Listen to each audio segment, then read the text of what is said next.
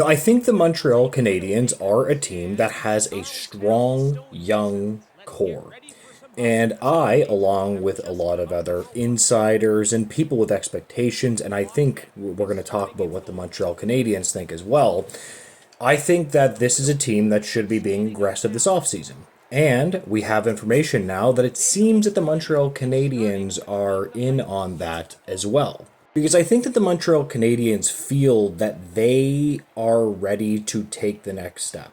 They finally made the playoffs. They look around and believe that they drafted elite young talent, Caulfield and Demidov and Suzuki. This is a core that you can build around if you build around them with the right pieces. Now, that doesn't mean that the Canadians don't have some issues. I think they have some size issues. I think they could use to get deeper down the middle. Now, that's going to be a difficult one. There are some prospects that they have that might be able to play center. Maybe Owen Beck might be able to play center in the National Hockey League. I'm not actually sure about that.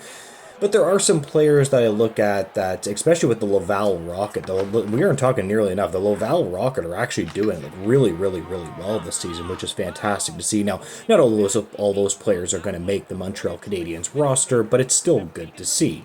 Obviously, one of the difficulties with making a trade in the NHL draft is just because you want to make a trade doesn't mean it's necessarily going to work out.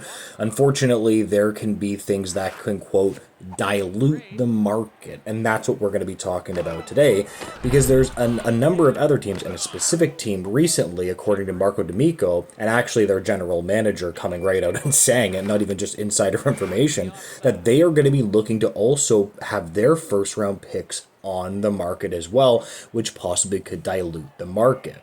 Now, I'm going to put a picture of where the Montreal draft picks are right now, and I want you to take a close look. There's another team that's selecting 14th and 20th overall, and that is the Columbus Blue Jackets, right around the Montreal Canadiens, which is really interesting.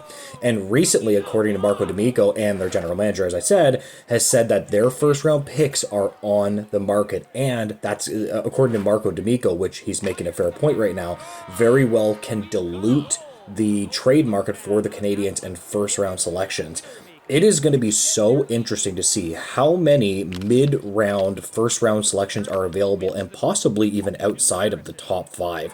This is a draft that tends to be on the weaker side, and when you have a weaker draft, and I mean quote-unquote weak draft, that doesn't mean that you can't get good players from a weak draft. There are other drafts that, you can still find really useful players, but that is going to dilute the market because Columbus is selecting just before and after the Montreal Canadiens.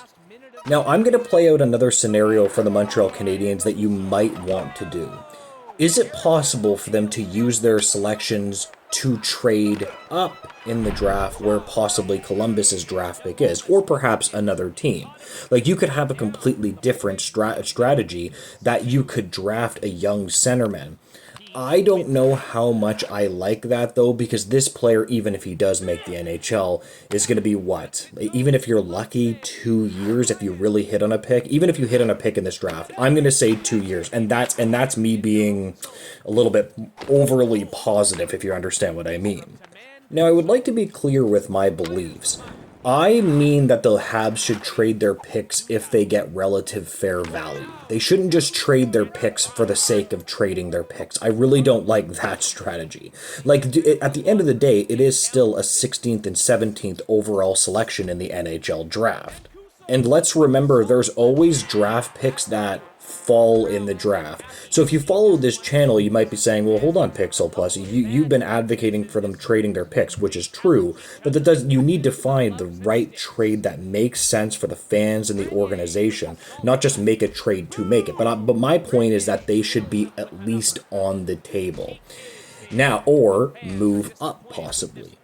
So again, it could make sense for the Montreal Canadiens to actually just be patient here.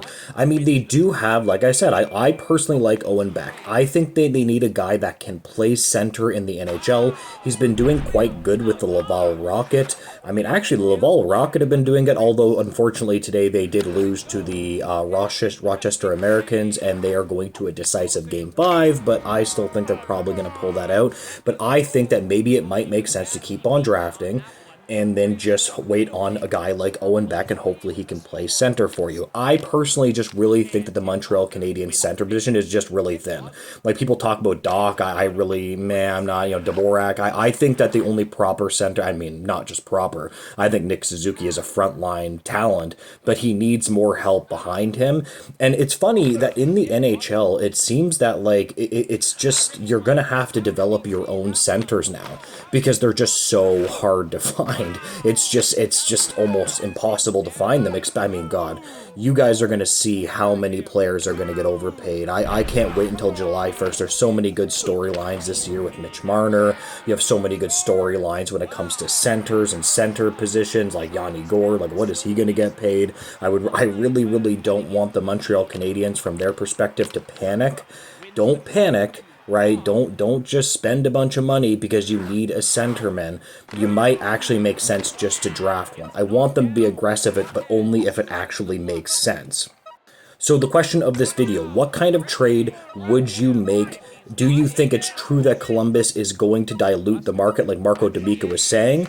I think that it actually makes a lot of sense, especially because those picks are being picked right around when the Canadiens are picking, so it could be a bit of a complex issue. Also, what players do you want the Montreal Canadiens to target in free agency? I think that they do need a little bit of size as well, and a little bit of help defensively would be nice, in my opinion anyway. The Montreal Canadiens are generally pretty set in goal with Fowler. I think he's going to be a pretty good goalie.